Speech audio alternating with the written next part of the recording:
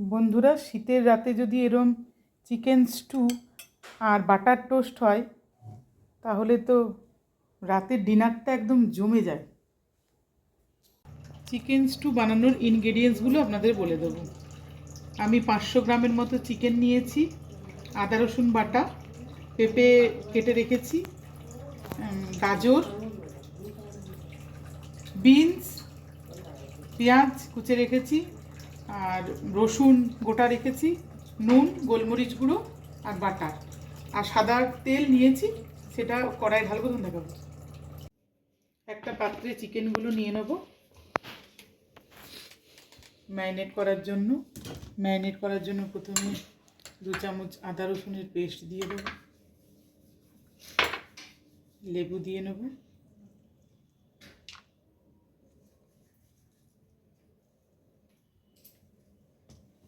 খানিকটা নুন দিয়ে দেবো,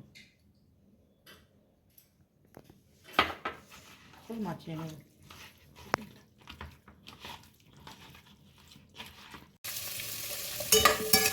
খানিকক্ষণ ভাজা ভাজা হয়ে যাওয়ার পরে পেঁয়াজ কুচো করে রেখেছিলাম, সেই পেঁয়াজ দিয়ে দেবো,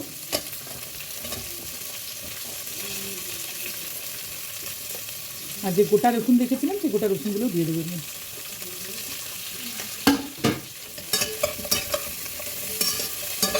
আবার খানিকক্ষণ ভেজে নেব।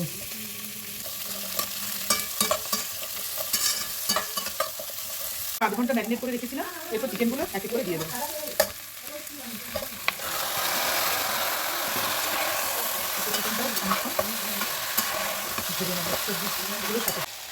সবজি আর চিকেন কষা হয়ে গেলে তার মধ্যে খানিকটা নুন দিয়ে দেবো আর গোলমরিচ গুঁড়ো দেবো।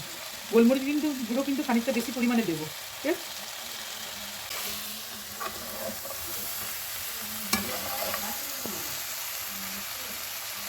জল এর মধ্যে দিয়ে দেবো।